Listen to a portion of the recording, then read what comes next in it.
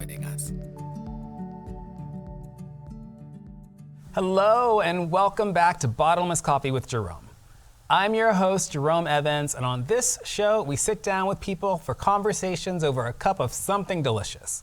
For me, that's usually coffee, but our guests can drink whatever they want, so long as they come with a fresh perspective that we can all grow from. Today, we're talking with Bianca Virnig, Regional COVID Coordinator to Twin Cities Metro Area Schools, School Board Member for the Rosemount-Apple Valley-Eagan School District, and mother of 3 young children. Hey Bianca, thank you so much for being here. Hi, thank you for having me. I really appreciate it. Yay, okay. So I am really fascinated by what you do, Regional COVID Coordinator. Yes. And I feel as though for like myself and a lot of people in the audience, this pandemic is just something that happened to us and nothing really prepared us to do anything about it. But something in your resume got you in the position to be a Regional COVID Coordinator for metro area schools here in the Twin Cities. So, how did that happen? Yeah, it's been a unique journey to this place. I never would have thought this would be where I landed at this point. Oddly enough, I went to the U of M and my degree is in English. So people always ask, what's your background? And you must have a public health degree. No, it's English, but they always taught you, they had sessions, what can you do with a degree in English? Yeah. Oh, yes. Figure out what you're gonna do. Is that a song? Yeah, how do you use those skills to do something productive, or you're gonna end up flipping burgers. So I started working in industry at an electronics recycling company. Then I ended up at OSHA, and I worked in their compliance and consultation division. Cool. Yeah, it was really neat. I specialized in healthcare and education. Okay. So I inspected a lot of nursing homes, hospitals, and schools. And that was keeping the employees there in those facilities safe.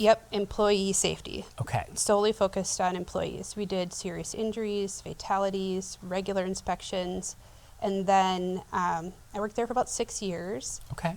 And then I went to Hennepin County as the I know that county. Yeah, Hennepin County as the health and safety specialist for human services and public health. Okay, what did you do there? So I was the health and safety person for one of the largest divisions in the county, and I did everything from ergonomic assessments to, oddly enough, pod setups or point of distribution setups for, I don't know, pandemics.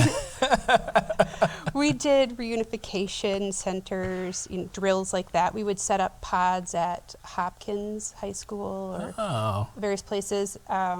Female decon for if they're, up in Rogers, the Monticello power plant ever had issues. Oh, so really? Yes, yeah. Okay. You whispered that, so okay, we'll go right on past it. Yeah. So, I got a lot of hands-on experience and got to work alongside some really very talented public health officials and staff learning the point of distribution. And then about 2019, July of 2019, I took this position at Metro EXU, and we're an educational services cooperative. And we provide services to schools, a variety of things from special ed to the deaf-blind program. We are also part of Success Beyond the Classroom. They do things like Knowledge Bowl, STEM Link, Creativity Festival, we have the Spelling Bee. And I was this little department of one doing facilities and environmental health and safety for school districts. So we have about 58 member school districts. Okay, wow. And I'm basically technical assistance there to help them in any way. We host a monthly educational session, would go out and inspect their facilities for hazards and give them a report. And then that's a lot of buildings for one person. It is, yep. We didn't do every school building in every district. Yeah. So you kind of have to scale it down. But it gave me a look into, what what you see in the schools, the buildings, the ages, right? Because they really span. So Yeah. HVAC systems in some schools are really new and some are, really old. Sure. And about, 6 months into the job, this pandemic kind of 6 months in. Yes, yeah. So you started to hear about it in December, January, and then there was the shutdown, right, where everything sort of shut down. And I was working on this just as my job, as part of my day job. We knew respirators would be an issue. Does everybody have a respiratory protection program? Yeah. Where can you source this stuff? So Okay. people would call with questions about cleaning and disinfecting HVAC systems.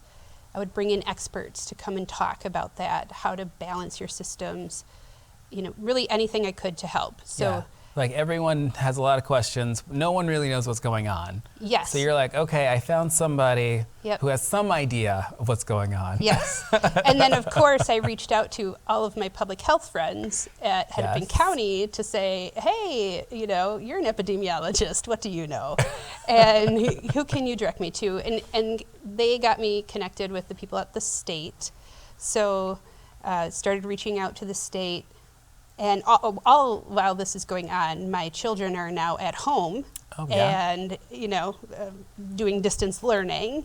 And I have a toddler at the time. And so then the governor came to the co-ops and asked if they were willing to help. And of course, we said yes. Yeah.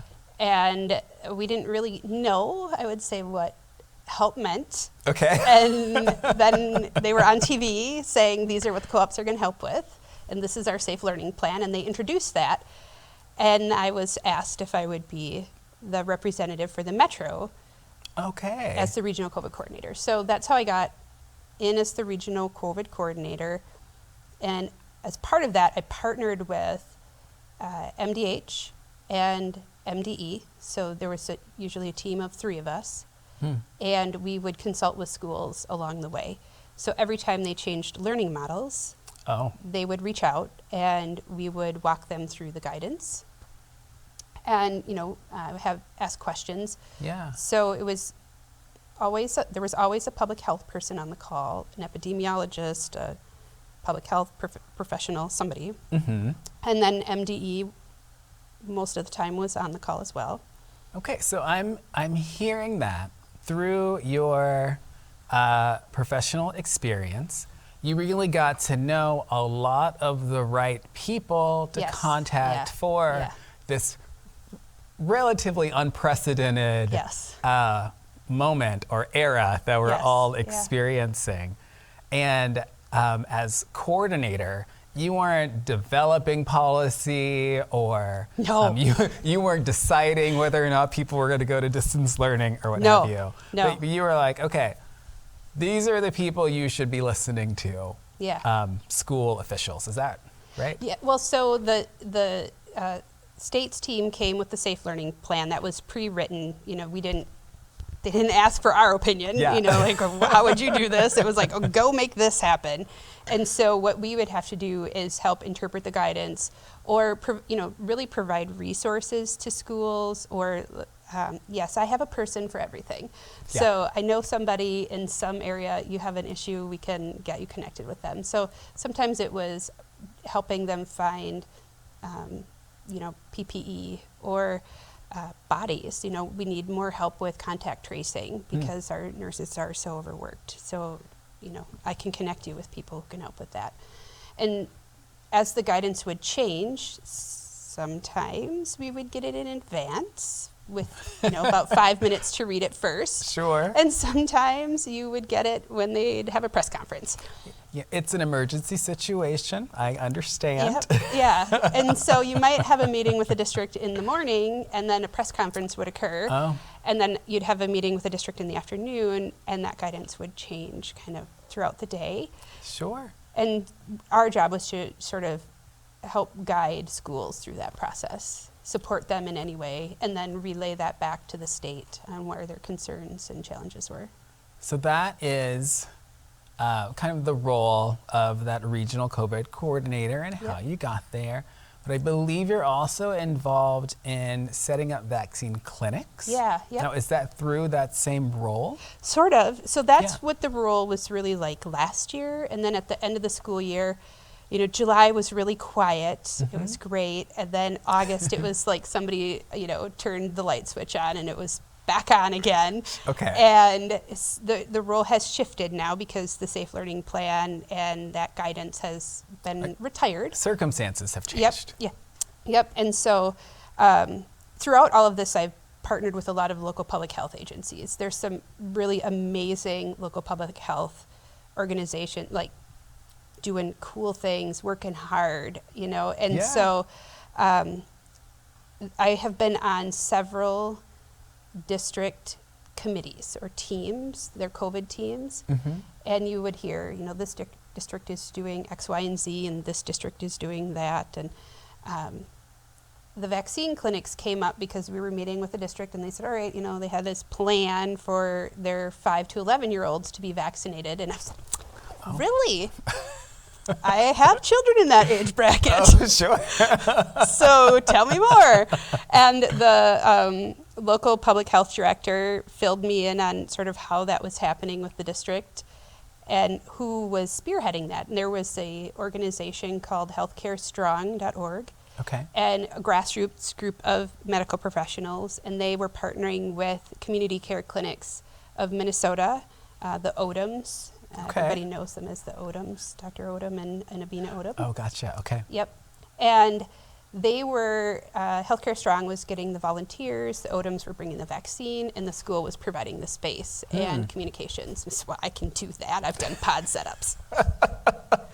So reached out to the Odoms, and they were, very willing partners to make it happen in our community. And then I reached out to a local nonprofit clinic called Dakota Child and Family. And I had a lot of connections with them throughout the pandemic. They have been doing curbside COVID testing. And it was what our family uses every week to test. I have three kids in school. So they were very willing, and a local church was willing to provide the space. Nice. And so we did our first one community-driven with volunteers, and since then it just sort of rolled into my day job. And it was like, like that everybody has other duties as assigned line. Sure. Mine is just grows exponentially. So we have done, I don't think about 8 or so vaccine clinics with schools. Okay. We bring the volunteers, the Odoms bring the vaccine. We'll do more. We were sort of had some planning in the works for the next age bracket to do curbside vaccination. And unfortunately, with the FDA sort of on hold for that, it'll have to wait, which, Well, I think, circumstances are fluid, and this time we understand as of today, as of this filming, things are on hold, but we'll see what happens tomorrow. There's really no telling. But it does sound like it's kind of strange that, you're like a job title of a regional COVID coordinator in, I want to say, like 2020 into 2021. Like the title was the same, but the responsibilities changed dramatically. Yes. They have changed very dramatically. And that COVID coordinator role, I think for me, one of my skills has just been willing to shift and move where needed. Like we get stuff done. I get stuff done. And as the COVID coordinator, there was no job description that says you do X, Y, and Z. It's kind of a broad framework. I always say I like to write the rules to the game. You know, you tell me what the general plan is, and I'll go do it, and we'll make it happen. And so, as part of that, the state came back and said, we have this CDC, through the CDC, MDH has a workforce grant, COVID-19 workforce grant. And so, would you guys be interested in helping us execute that? Of course, we were like, sure. Yeah. And I'm the grant administrator for that for the whole state. So now that role has expanded, and even throughout the pandemic, originally I had the 58 member districts, but certain rural districts like to kind of listen in when you're bringing in the experts to talk. Yeah. And we were virtual. Yeah. So. Yeah. I don't turn anybody away. If you need to hear about HVAC systems, come on. Yeah. And so the COVID coordinator, now grant administration, is statewide. That portion is statewide. But then Metro XU is hiring and expanding a team. So we just hired a licensed school nurse who will start next week, and she too will be statewide. So her and I will work with MDE, who has a schools team, Okay. and MDH, who also has a schools team. And then some of the local public health agencies were able to use their COVID funding to, stand up people for schools. And we'll connect with them to see what are they doing, because you want to maximize your impact in dollars. And if we're all out doing the same exact thing, that's probably not helpful. So let's see who's doing what. Yeah. And how can we help and leverage each other's skills and dollars and talents. So this grant, you're going to use this grant, you're going to hire a nurse, or you've already hired a nurse. Yep. And what are they going to go out and set up other vaccine clinics? Or are they we're going to do all sorts of fun stuff. Oh, okay. Yeah, so vaccine clinics is part of it. Okay. And then, think about all the things that didn't get done because of the pandemic. So vision and hearing screening for kids, special ed assessments, mental health supports. Yes. The co-ops statewide each co-op has a different flavor or feel, and so each one is doing something a little bit different. But the nurse and I will try to, I don't want to say oversee, but look at what each co-op is doing. What is the state doing? Yeah, to support. Yeah, yep. How can we support that? And then in the metro, we hope to hire at least 7 people with a wide range of skills, not all licensed school nurses. But Okay, so like a strike team who can go out and help when you... I would love a helpful strike team. Yes, yeah. We're here to support. Yes, we're here to what do you need? Do you need vision and hearing screening? Do you need a vaccine clinic? And at this rate, the way we're distributing vaccines is not sustainable, because we've vaccinated, a few thousand kids and adults, all on volunteer time. The bulk of it. Oh, really? Yes. So. Oh, wow. I have not given that thought, but I used to chair a volunteer organization, and we would calculate volunteer time at about $24 an hour. And so I can't imagine running this kind of emergency critical system on volunteers. That's incredible. And half of our volunteers are medical professionals. Wow. People who can vaccinate. So, that's not sustainable. And not everybody wants to go to your county seat to get a vaccine. Yeah. Or in the closet at your local pharmacy. Pediatricians and primary care providers aren't always set up and prepared for that. Not everybody has a primary care provider. So combating this is a multi-pronged approach, and you try to use every tool in the toolbox to get the vaccines out, to help your community. And if that's going to churches and trying to, recruit the troops, to help you in that process, that's what we do. And, you mentioned that I am a school board member. I ran for school board. So I have a large network and support team in the community that has really, we've been able to call on to come out and help, and they've come out in just droves and have been so kind with their time and their money, and supporting, buying books for the kids. When we first did our initial clinic, we had door prizes for kids, because the state has the gift cards or the incentives, the incentive programs, but we don't have that as a grassroots organization. Yeah. And, we had people donate so we could have dum-dum suckers and little stickers and, bubbles to give the kids as they come through. And we sort of carried that throughout. And the schools are great. My work in facilities has been really helpful, because it is so important to have, to be lock in step with the facilities person as to what building are we going to use? How are we going to use yes. it? They're going to set up the tables. They'll set up the chairs. We talk about the flow through the building. Where are they going to wait for their 15 minutes? Having really good facility contacts is great. Yeah, I think facilities people in our education communities don't get nearly the credit that they deserve. Like you mentioned the school board responsibilities that you have as a school board member, and I think we're going to explore those after a coffee break. Sounds good. Awesome.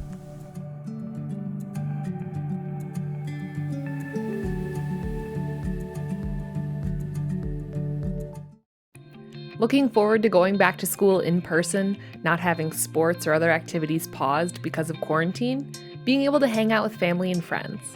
The COVID-19 vaccines are our way back to all these things.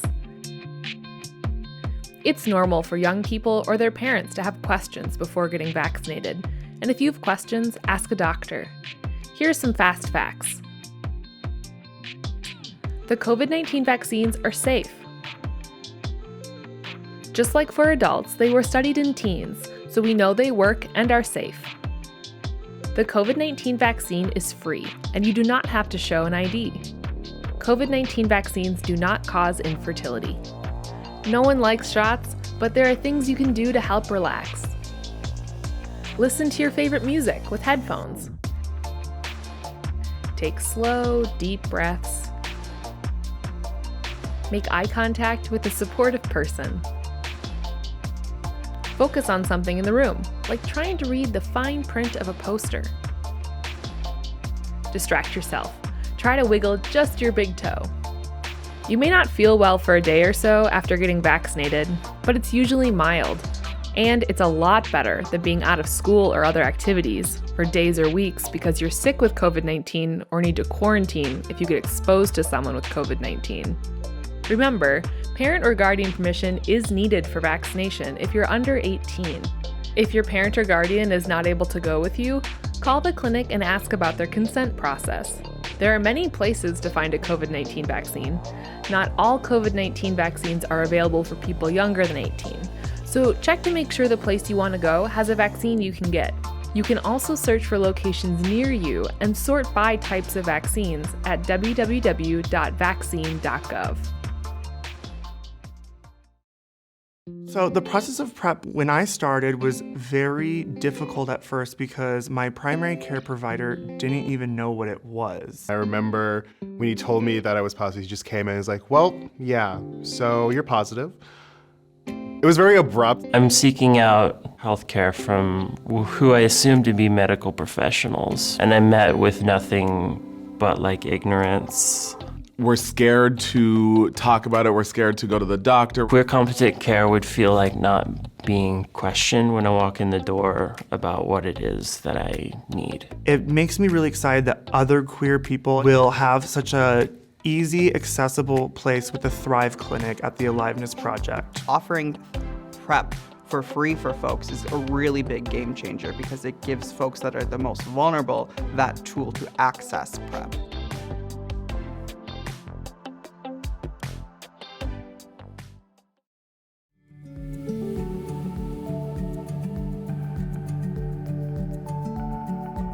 We are back with Bianca Virnig, school board member for the Rosemount-Apple Valley-Eagan School Board District, regional COVID coordinator for metro area schools, and the world's #1 mom to 3 young children.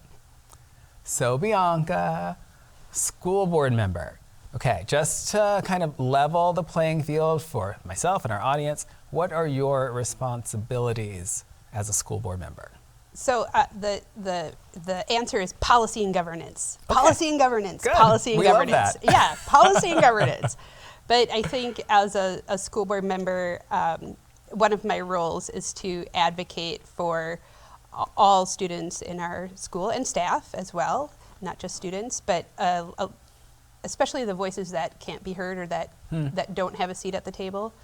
And I'm new to the board, so we've only had our second regular school board meeting. Okay. But it's interesting We ran. There were, I believe, 21 people who filed to run. Oh my gosh.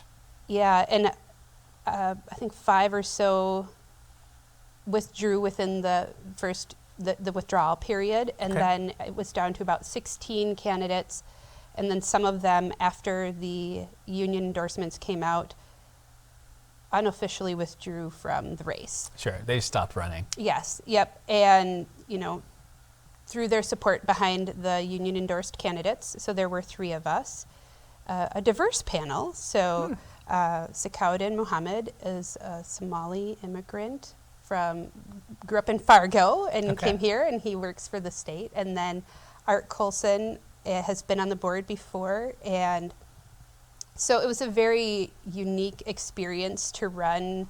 We ran a slate, and we all have different interests and strengths, but we all have a real deep public service drive. We've worked in local government, state government, and giving back to the community was really important to all of us. And I saw this as my way to give back. The district doesn't have a board member with public health experience. Oh. And not only that, but we're a growing district. We're the 4th largest district in the state, and we are growing.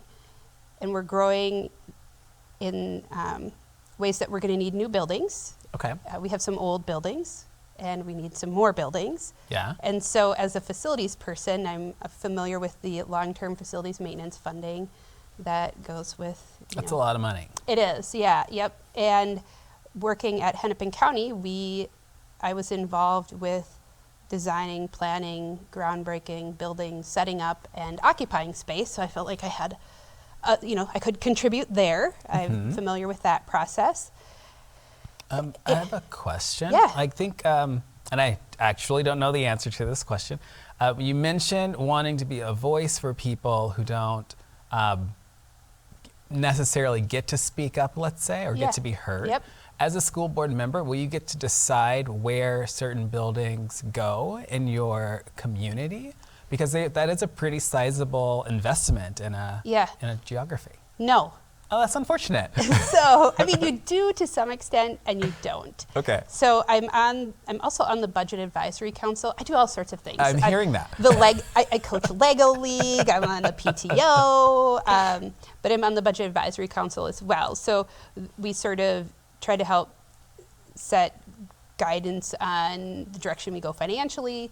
And then there's a facilities planning committee with the district. And so what they do is go out and assess, the need, and they bring forth with an architectural firm as well, some ideas. So in one of our meetings that we had, they presented, 13 different options as to what that might look like. And we kind of got to ask questions and weigh in. But ultimately, I'm not an expert on where you should put your building. Sure. And we hire people for that. So Sure. I need to trust those that we have hired to do that they're going to do a good job. We need to make sure that we're being fiscally responsible, that as part of this, we've had to do some redistricting. And some families have been moved to different high schools. There are different sort of pathways. We have 5 high schools. And it's really hard to say to taxpayers, we need your money to build another building when we have high schools that have space. Oh, so sure. How do you move kids into those? We need to be efficient with that. We need to be fiscally responsible. Yeah. And so no, we don't get to weigh in on where that building goes. But if you look at the demographics of our district, Eagan is a very well-developed community, right? Okay. So there's not a lot of green space to go Sure. build a building. And this is not a new problem. Demographers, have predicted and kind of, we see the growth. So we've known about it for quite a while. And the district was proactive and has purchased a parcel of land. Oh, great. And then to help with our growing population, we just purchased a facility that is actually not in our district. It's just right outside of our district. Oh. But it was a school. It was built as a school. Okay. And it was not being used as a school, and it was up for sale. So we were able to purchase that. How does that work? I know, right? But I don't have to be the expert on that, right? I just have to go, okay, we know this meets our need. You know, we have really good finance people. They do all of that. You have to, you know, really trust those people for that. So you're like helping to steer the ship. Yeah.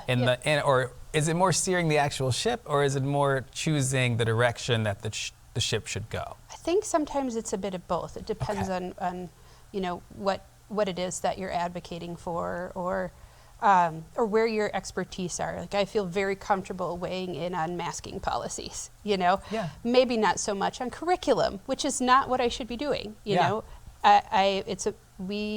We are about policy and governance, so what are the policies that drive? And the only person we supervise is the superintendent. And we supervise as a group, not as individuals. So we need to speak with one voice as a team, as a unit, not as Bianca, the parent, the individual. Oh. And for me, I think it's important because I am connected with a lot of different communities to bring those voices to the table and say, this is what I'm hearing in this community, or these are the concerns of this group, you know. Oh, that's wonderful. Yeah. Kind of tying into your expertise in the public health area and your role as you made it. You were elected to school board. Yes. Like me, you had run before. I did, yeah. You were unsuccessful. Yep. Samesies. Yep. But then you ran again. Yes. And you ran during a time when, you know, it's like front page news what's going on at these school board meetings. Yeah. And you're saying, you said that you stand behind your mask policies or what have you. Yeah. You know, you're like, I'm not an expert in this, but I will stand behind, you know, this. Yeah. And so, how is that going, Bianca? Well, are you okay? I don't know. A more relaxing tea? Public health saves lives, I feel like. You know, it was really interesting. When we ran as a slate, there was the opposition also ran a slate. And, okay. you know, election day came. We ran a campaign that was very different than every previous election that anybody could remember. There was a lot of door knocking, a lot of signs, a lot of, you know, community support. Yeah. And I reached out, I vetted the process before I even ran. I was actually approached by a Republican. I have libertarian friends that were kind of my guiders, you know, along the way. Like, I was hearing from a variety of different communities and people and political affiliations and socioeconomic statuses on what their concerns were. And the biggest concern is we wanted the school to stay moving in a positive direction. It's a good school. And so you have a question. I yes. do. Excuse my ignorance. School board member is nonpartisan, right? Yes. So you should be talking with libertarians Yes, and you should be. Republicans, and like, Yes. because you know these kids, Yes. these Yeah. students, Yeah. rather, you know, you are there to help all of them, not Yes. just the Yep. ones with DFL voting parents or Yeah. siblings. Yeah. Okay, I just Yeah. wanted to make sure. Yep. Nope. It is. It is a nonpartisan race. But it was strange that. But it was very polarized. Okay. It would be a nice way to put it. Sure. And so we got out and, you know, door knocked and just worked really hard at it and won the election, which was nice. You know, I wouldn't know. Yeah. But so when I ran in 2017, it was with a very different, take. I saw a little ad in the paper, and I knew that we were growing. I knew that we would need to build. You know, I thought, I've got some facilities experience, and I'll pay my $2 and run. You know, and so I did. I was not qualified to do it at the time. It was just, I was trying. I didn't qualified, but I could have done more. And so It did not get the endorsement. That was 2017. Yeah, you said. 2017. So there was no pandemic in 2017. No pandemic. No. Yes. So I'm not going to say I disagree with your own assessment of yourself in the past, but for sure this time in the pandemic, Right. So in 2019, I didn't run. Okay. And I didn't run because I had just found out that I had thyroid cancer. Oh. So I was like, I'm going to sit this one out. Life is, I'm in a different place right now. I got to take care of myself. But there was also a candidate in 2017 who was running in 2019, and she'd be a great candidate. She ran again this last time and did not get the endorsement. I did. And so 2021 came up, and I was like, I've got a lot to offer. I have public health, knowledge and understanding. I know what other school districts are doing. I have an understanding of buildings and facilities and growth. And, I just thought that this was the time. If I was to ever run, now would be the time. And not only that, but I have 3 young kids. I have a kindergartner, a 4th grader, and a 6th grader. We will be in the district for a long time. And when you see what is happening in other districts, I mean, just watch the news any night. I didn't want that to happen in our district. Yeah. And I don't want them to dismantle the system. I think there's a lot of good things that are happening. Yeah. So that was sort of the driver behind it. Wonderful. Yeah. As you're navigating these school board meetings, you said you've had 2. Are you finding that you're able to kind of bring people together? Not quite yet, okay, is what I'm reading on your face.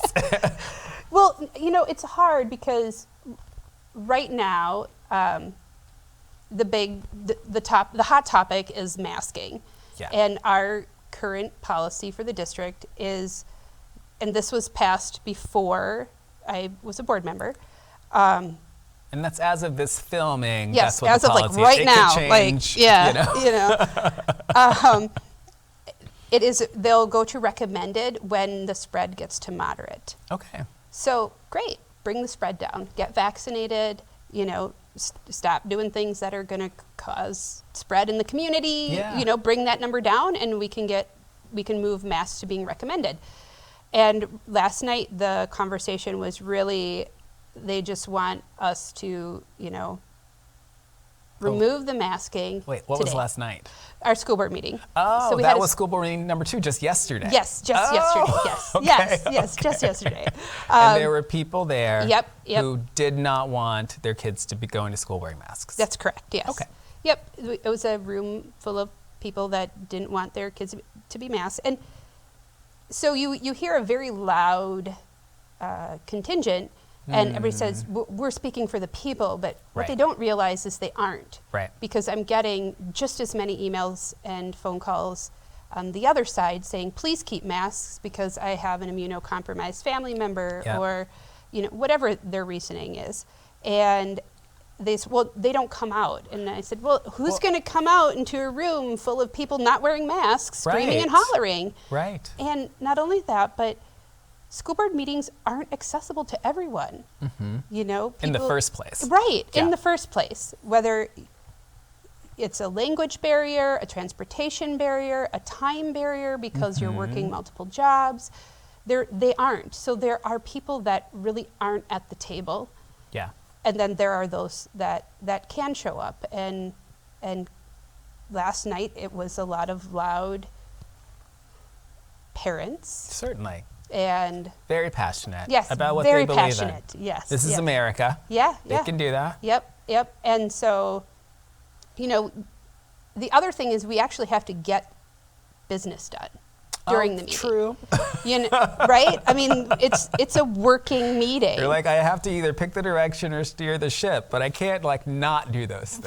Right. And there's a time for public comment, which we allow, Yeah. but there was a lot of just unruly behavior maybe, Sure. a lot of Disruptive. screaming, disruptive. Yep. But we just, had to kind of plow through to get the business done. And now, we can go back and evaluate what's happening. And school districts, people like to compare well, this district is removing masks, that district is removing masks. And I said, great, but that district's not, and that district's not, and that district's not. And the CDC hasn't changed its guidance. MDH hasn't changed its guidance.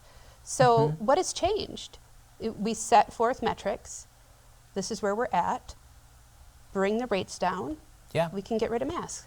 I think the mindsets are different between the people who are, I'm guessing, really, I'm speculating, between who were there in the audience and the people who were there at the table who were elected to the board. Because you were really given a responsibility to review the data, to interpret the data, and make a really good decision for other people's children.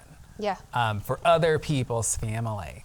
And I think it's almost incumbent upon you to choose the safest option for everyone.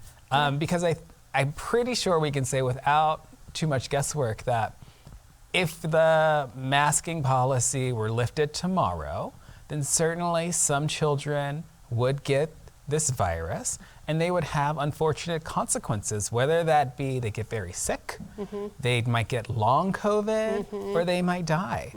And in what world, Bianca, would you, as a public health professional, be comfortable going against the scientific community and all of your professional experience just because some people showed up and disrupted, just because they raised their voices kind of loud over the meeting? Yeah. Well, and I think the other thing too, the scientific community, everybody is like armchair epidemiologists these Certainly. days, right? And you're like, okay, but this is what the epidemiologist says. This is what the public health people are saying. This is what the CDC says. This is what Minnesota Department of Public Health is saying. Yeah. And yes, I get there's, every agency has its, political leanings or whatnot. But Sure. At the end of the day, it's really trying to do what is best for the community on a whole, students. And we have a very large student population. There's 30,000 students in our school district. We have a large contingent of students with disabilities who are immunocompromised. We have, buildings with thousands of kids in them. That's a very different look than a building with 150 kids. Yeah. Contact tracing for a school that size is much more manageable for a nurse than if she has 600 or 700 students. And I don't think people realize that, it's not apples to apples when you really look at what's happening. Yeah. And some districts have adopted the CDC 5-day quarantine and isolation. Oh, sure. Other districts have not. And some districts have had, when you talked about long COVID, and it's not just about students, but caregivers. Yep. So, there's a lot of young people out there today who have lost a primary or secondary caregiver. Yeah. There are schools that have support groups for those children. Oh my gosh. How do you balance that? I feel like hopefully we'll be in moderate spread in a couple of weeks. So do you let the voices of a handful of parents drive decision making? Because then what's next? Right. Do they come back and they say, we don't want these books in the library, we don't want these words being spoken in our classrooms, we don't, where does that go from there? How do you... Who's making the decisions? Right, Yeah. right. And we're following both MDH and CDC guidance at this time. There was a policy set in place. Yeah. And for every parent who wants that removed now, there was a parent who chose to send their child to school knowing that masks were in use. That's true. Yeah. So I would feel comfortable sending my child to your school district knowing that you were there helping guide the way for that community. Thank you. And I hope that any audience members who are watching that happen to be in that geography feel a little more reassured knowing that you're there too. I think we're trying, and I think nurses are trying, and teachers are trying, and everybody is just. Yeah. I equate it to this. Yes, the numbers have dropped, right? And we're just getting to manageable. Staff, when you have 50% unfilled sub rates, that's really challenging. So they just need a breather, right? Yeah. And I think of it like, it's like you got paid and you want to go blow your whole paycheck today. And you're thinking, well, I know, but I might need an oil change next week. So I should maybe save some money. And so, yes, the numbers have come down. We've set this metric, it's not too far off. I think we'll be there soon enough. Let's wait for that to happen so people can have a breather. You know what? We are going to take a breather right now. Okay. And have a coffee break. This has been fantastic. Really excited for what we've got coming up next. All right. Thank you. Thank you.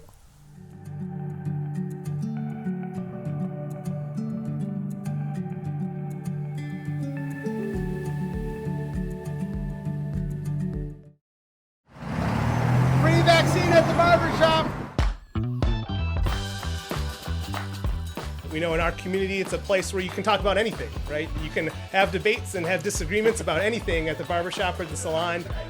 Let's bring a conversation about COVID-19. When you're ready, you can get your shot here. We're just folks trying to help. Forget that we're nurses and doctors. We just really want to get folks safe. And the main thing we want to do out here is help people feel comfortable, safe, and know that this is something good for them. I understand people who have been on the fence. So my thing is, come in, ask the question. If you don't get vaccinated today, we'll be here for 6 weeks. Come back. These events are going to be happening every Friday and Saturday from 10 a.m. to 2 p.m. here at Wilson's Image Barbershop at Broadway and Penn in North Minneapolis. Great haircut. Top notch.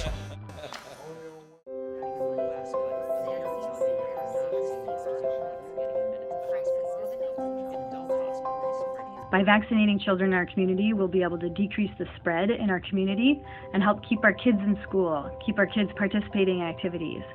They'll have fewer exposures, fewer risks, and fewer infections. It's time that we have something for these children to help them get back to normal.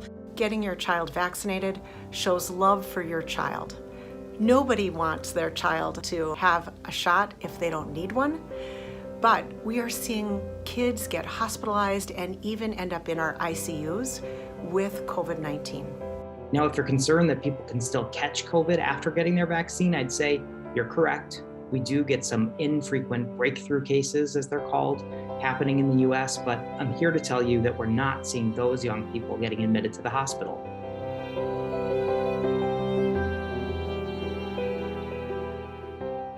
The vaccines we have are safe and effective.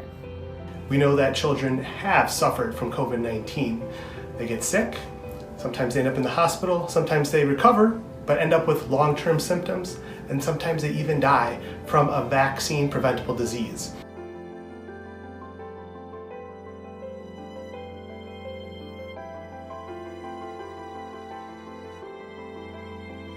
As excited as I was to get vaccinated to COVID-19, I'm even more excited to get my kids vaccinated.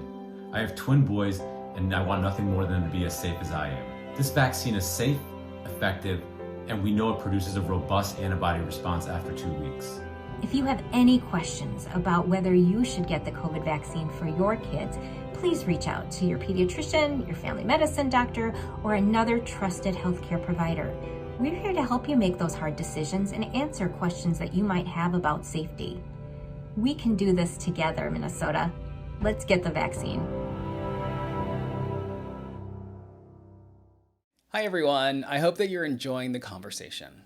I just wanted to stop in and provide a quick update on our efforts to become a healing television show. Now, real talk, I am not one to reinvent the wheel, and I am a bookworm. So my first instinct was to look to see if there were any books written on the subject, and lucky us, I found out that a very famous talk show host has partnered with a mental health professional to write a book on trauma and healing. From what I've read so far, they start out with the biology of the brain, move on to how trauma and oppression show up as biological responses to external stimuli, and then they dedicate the final chapters to resolving trauma and healing. Now, since we're all in this together, and since we've all shared a number of traumatic experiences, I have started working through the book and sharing what I've learned on our podcast, Bottomless Coffee Podcast. My goal is to become a trauma-informed talk show and podcast host, to help other people navigate the traumas that they come across in their own lives and in their communities, and to get us all thinking about actually healing from our shared traumatic experiences. I hope that you'll join us. You can find episodes at bottomlesscoffeeshow.com, and we are also streaming on all major podcast platforms. I'll see you there.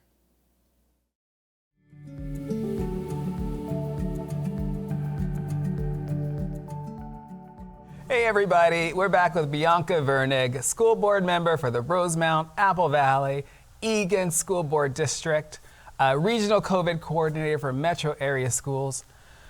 What a wonderful conversation. I feel reassured knowing that you have been elected and you're helping these students. I like to ask people if there is a particular one or two nonprofits that they would like to support or shout out. Yeah. Do you have some in mind? I do, yes, Yeah. yes. So I would definitely say Dakota Child and Family, a nonprofit clinic in Dakota County serving families, providing a lot of needed services, and they've been a great partner with our vaccine clinics and then the community care clinics of Minnesota as well. Okay. Also, I mean, they're just fantastic with the vaccine. They're doing testing. They have every day just about every day you can do walk-up vaccinations. And they've been amazing. Their ability to, get it out there where it's needed has been great. So those two would be the two. I think when it comes to a nonprofit, or just like what can you do, help the helpers. Go out and do what you can. If you see people doing good things, see how you can help them, whether it's a donation or just some time as well. Like you mentioned before, a lot of our emergency response was apparently built on volunteer infrastructure. Yeah. What can you do to support those helping build up your community? Well, that's wonderful. Well, thank you for having me. Thank you so much for being here. This has been a really beautiful conversation. I'm really grateful that you took the time. Thank you. Thank you. And thank you, everybody. We'll see you next time.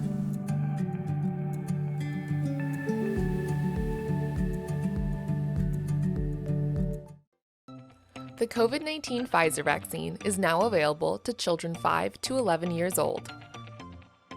The Centers for Disease Control and Prevention recommends children who are able get vaccinated. Even children can get COVID-19, and the vaccine helps provide protection to keep children healthy.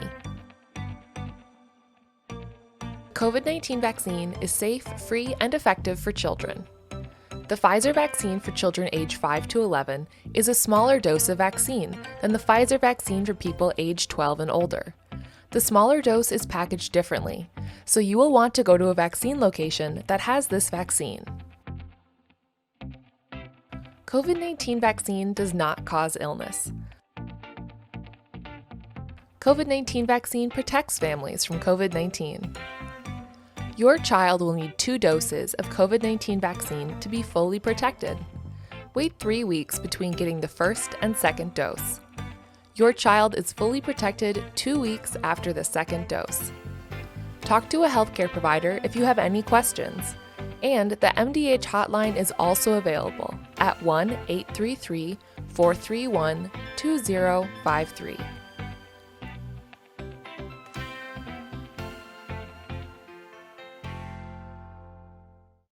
Johnson & Johnson COVID-19 vaccine. What you should know. The Centers for Disease Control and Prevention now recommends COVID-19 vaccines Pfizer and Moderna instead of the Johnson & Johnson COVID-19 vaccine. Why were the recommendations updated? Experts identified that the rare blood clotting problem happening after the Johnson & Johnson COVID-19 vaccination caused a few deaths. While this is rare, it is very serious, and there are other vaccines available that do not have this same risk.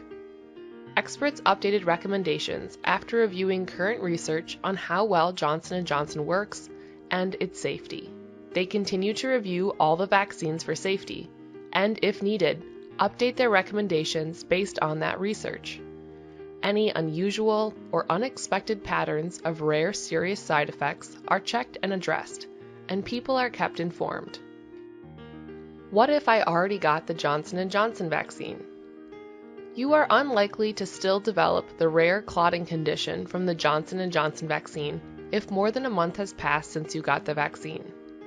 If it has been less than a month, watch for these symptoms: shortness of breath, chest pain, leg swelling, abdominal or stomach pain that doesn't go away, severe headaches or headaches that won't go away, blurred vision, easy bruising, or tiny blood spots under the skin beyond the site of the injection. If you have any of these symptoms after getting the vaccine, you should seek medical attention right away. Tell the healthcare provider that you recently received the Johnson & Johnson vaccine. Johnson & Johnson COVID-19 vaccine protects against serious illness from COVID-19.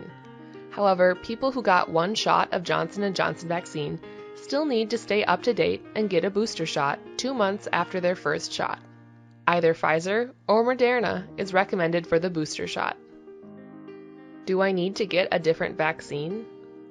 You do not need to start over with a different vaccine if your first shot was Johnson & Johnson.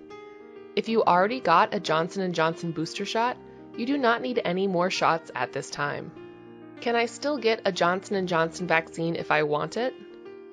You can still get a Johnson & Johnson COVID-19 vaccine if that is the vaccine you want. Be aware that anyone may develop rare blood clots after getting the vaccine. However, clots happen most often in females ages 30 to 49. Talk with your healthcare provider about the vaccine and its possible risks. Vaccination is the best way to protect yourself and others from COVID-19. If you are not vaccinated, talk to your healthcare provider or find a place near you to get vaccinated.